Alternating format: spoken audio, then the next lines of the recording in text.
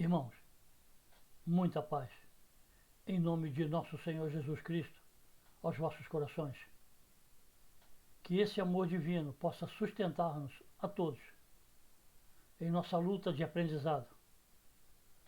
Que esse amor seja o alimento de nossas almas e que Deus, nosso Pai, nos abençoe sempre o encontro. A lição de hoje é de Emmanuel, do livro Vinha de Luz, lição 161, intitulada Cristãos.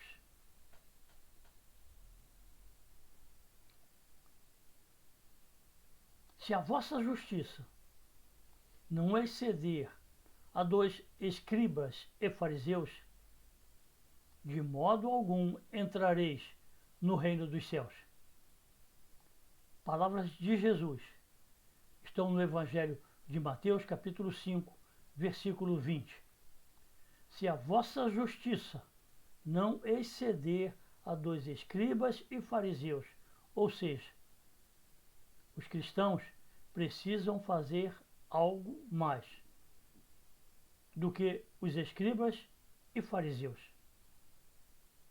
Porque senão o reino de Deus estará com as suas portas cerradas à nossa entrada. Aos cristãos que vivem como escribas e fariseus. Os escribas e fariseus não eram criminosos, nem inimigos da humanidade. É verdade. Eles cumpriam com as suas obrigações, seus deveres. Não eram criminosos nem inimigos. E nós, hoje, cristãos modernos, o que fazemos a mais do que os escribas e fariseus? Nós espíritas, somos criminosos? Não somos. Somos inimigos da humanidade? Não somos. E tanto quanto os fariseus e os escribas, que cumpriam os seus deveres públicos e privados, nós, espíritas, também cumprimos? Com certeza. Não é verdade? Nenhuma novidade quanto a isso. Os escribas e fariseus respeitavam as leis estabelecidas. E nós espíritas respeitamos? Reverenciavam a revelação divina. E nós reverenciamos? Atendiam aos preceitos da fé. Os espíritas também atendem aos preceitos da fé. Jejuavam. Aqui precisamos raciocinar. Os espíritas não jejuam como os escribas e fariseus faziam, mas alguns médios jejuam nos dias de trabalhos espirituais. Então também estamos incluídos nesse jejuar. Os escribas e fariseus pagavam seus impostos. E nós, cristãos modernos, espíritas cristãos, também pagamos? Não exploravam o povo? Nós também não.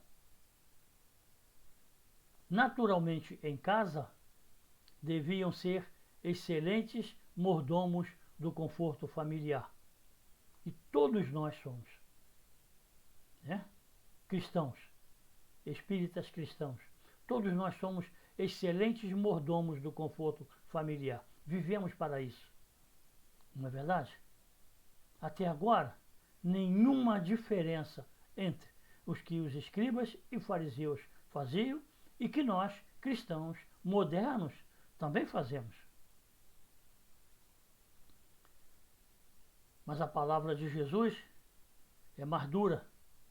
Entretanto, para o emissário celeste, a justiça deles deixava a desejar.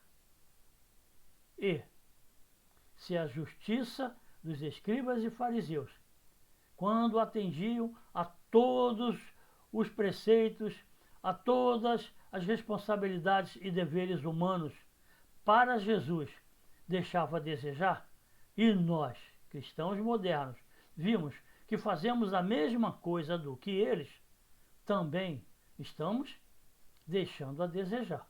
Ou seja, se nós só fazemos o que os escribas e os fariseus faziam, não fazemos e não temos nenhuma diferença deles. Adoravam o Eterno Pai, mas não vacilavam em humilhar o irmão infeliz. Essa é uma verdade dos fariseus e dos escribas naquela época. Seus corações eram muito endurecidos, arrogantes. Eles adoravam o Eterno Pai, o Deus único, mas não vacilavam em humilhar o seu irmão. Hoje, nós, cristãos, ainda humilhamos o nosso irmão. Ainda pisamos sobre a dor alheia. Cuidado, irmãos. Sejamos honestos em nossas avaliações, porquanto a felicidade futura depende de nossa coragem e de nossa determinação em realmente encontrarmos as sombras dentro de nossa alma. Nós, ainda, cristãos, espíritas cristãos, vez por outra, humilhamos a alguém, ferimos a alguém, magoamos a alguém, repetiam fórmulas verbais no culto à prece. Todavia, não oravam expondo o coração. É isso, irmãos. O coração é o tabernáculo divino de nossas almas, de nossos espíritos imortais. E todo culto à prece, o coração tem que participar, tem que estar presente, tem que estar ali, atuante, para que realmente a união se consagre entre o que ora e Deus. Caso contrário, se nós não expormos o nosso coração a esse Pai, onde está a humildade? Onde está o reconhecimento de sua paternidade? Onde está a nossa devoção? A nossa abnegação? A nossa resignação? Onde estão? Por isso, não basta repetir fórmulas. É necessário deixar brotar do coração as forças que vão se exteriorizar em palavras, na condução de todos os nossos sentimentos íntimos, profundos, superiores, daquilo que desejamos e daquilo que pedimos a favor de nossos irmãos de humanidade. Eram corretos na posição exterior. Contudo, não sabiam descer do pedestal do orgulho falso. Ainda hoje, nós não descemos do pedestal do orgulho falso. Cristãos existem aos milhões que mantêm a ostentação do orgulho. Espíritas cristãos, idem, na incompreensão de que a humildade é contrária ao personalismo. Precisamos escolher um ou outro. E o personalismo ainda está muito presente na vida dos cristãos modernos.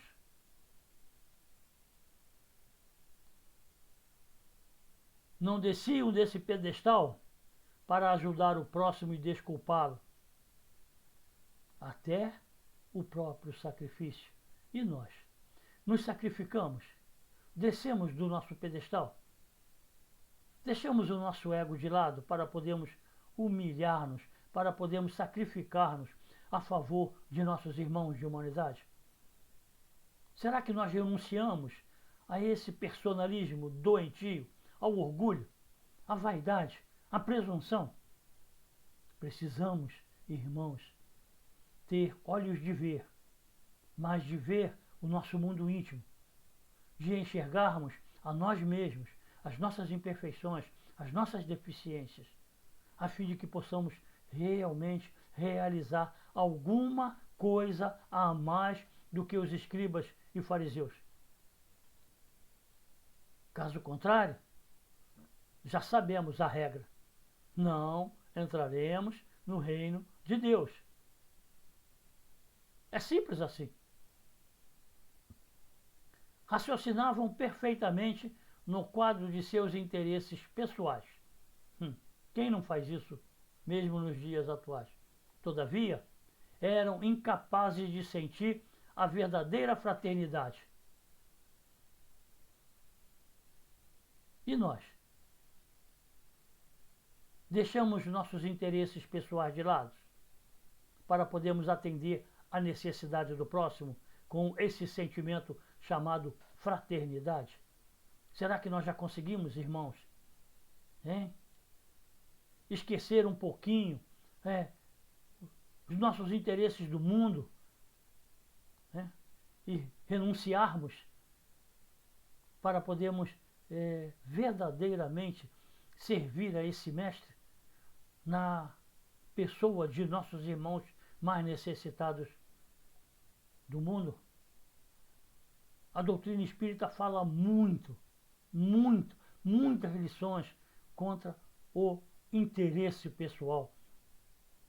Em todas as atividades da caridade e do bem, o nosso mérito está justamente na realização do bem sem os interesses pessoais, os interesses próprios, a busca da vantagem, dos aplausos, do reconhecimento.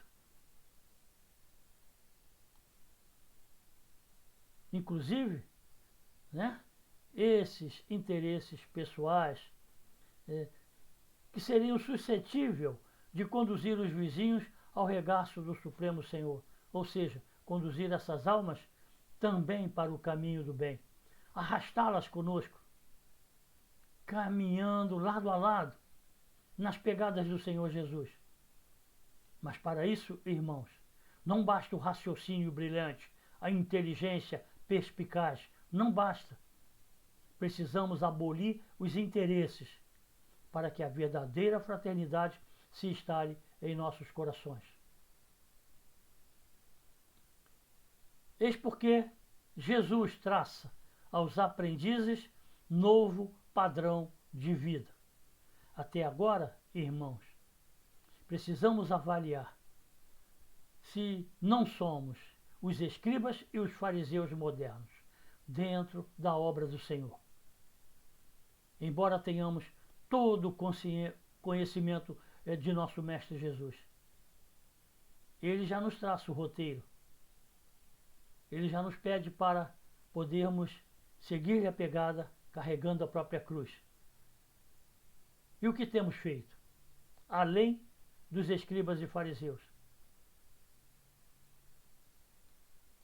O cristão não surgiu na terra para circunscrever-se à casinhola da personalidade. Esse é o maior obstáculo dos cristãos modernos. A personalidade, o orgulho. É o maior empecilho para que o cristão desça ao nível de seus irmãos sofredores e sirva a Deus e a Jesus, amparando, esclarecendo, iluminando, confortando, secando lágrimas. O cristão apareceu com o mestre da cruz para transformar vidas e aperfeiçoá-las, ou seja, transformar os sentimentos de nossos irmãos aperfeiçoar o coração de nossos irmãos no caminho do bem. Tudo isso, irmãos, com a própria existência, ou seja, com a nossa vida, com o nosso sacrifício, com as nossas renúncias, com os nossos esforços. É assim que o cristão precisa entender. Então, não basta ele cumprir com as leis, ter a obediência às exigências do mundo. Ele tem que fazer algo mais. E esse mais é aquilo que o Senhor Jesus espera de cada um de nós na realização do bem. Renúncia, sacrifício, desprendimento, desapego, tudo isso é o que o cristão moderno, os espíritas cristãos, precisam entender para que as portas do reino de Deus se abram. O cristão precisa fazer mais. Alguma coisa mais a favor dos mais pequeninos, dos mais sofredores, como Jesus nos ensinou quando por aqui passou. Ele dedicou toda a sua missão a sustentar e amparar, a proteger e fortalecer, iluminar e conduzir todas aquelas almas ao progresso e ao aperfeiçoamento, cabendo hoje aos seus discípulos as mesmas realizações.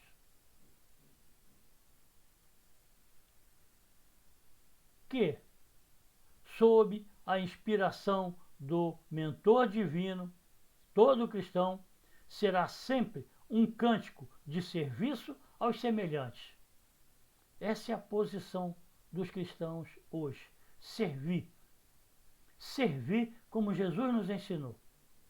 Só servir, sem a esperança de ser servido. Só amar, sem exigir amor de volta. É assim que o cristão precisa trabalhar em nome de nosso Senhor Jesus Cristo, renunciando a si próprio, como Jesus o fez, renunciou às esferas brilhantes de sua vida espiritual para descer num planeta sombrio, entre homens ignorantes, para poder servir, ajudar a sublimação, esclarecendo, iluminando, confortando, curando, tudo isso. E nós precisamos, como cristãos, como espíritas cristãos, também nos interessarmos pela mesma obra que o Senhor Jesus realizou e nos deixou como exemplo. Todo cristão precisa exalçar o amor glorioso e sem fim na direção do reino dos céus, que começa, invariavelmente, dentro de nós mesmos. Dentro de nós mesmos. É assim que nós precisamos entender. Toda a obra de renovação e transformação, de progresso e de luz, tem que começar dentro do nosso santuário íntimo, dentro de nossos corações. Estejamos sempre atentos, alertas, para que na nossa obra divina e sagrada, né, possamos realmente refletir esse Mestre Jesus e não o comportamento dos escribas e fariseus. Como nós vimos lá na frente, se agimos como eles, ainda estamos deixando a desejar. E precisamos renovar nosso comportamento, a nossa maneira de ver, de sentir, de viver a obra do Senhor. Que Jesus nos abençoe. Que o seu amor seja o nosso alimento. Que toda a sua luz brilhe sempre, mostrando-nos o caminho seguro da salvação. E que Deus, nosso Pai, permaneça abençoando-nos em nossos esforços, agora e sempre. Muita paz, irmãos, em nome de Jesus, aos vossos corações.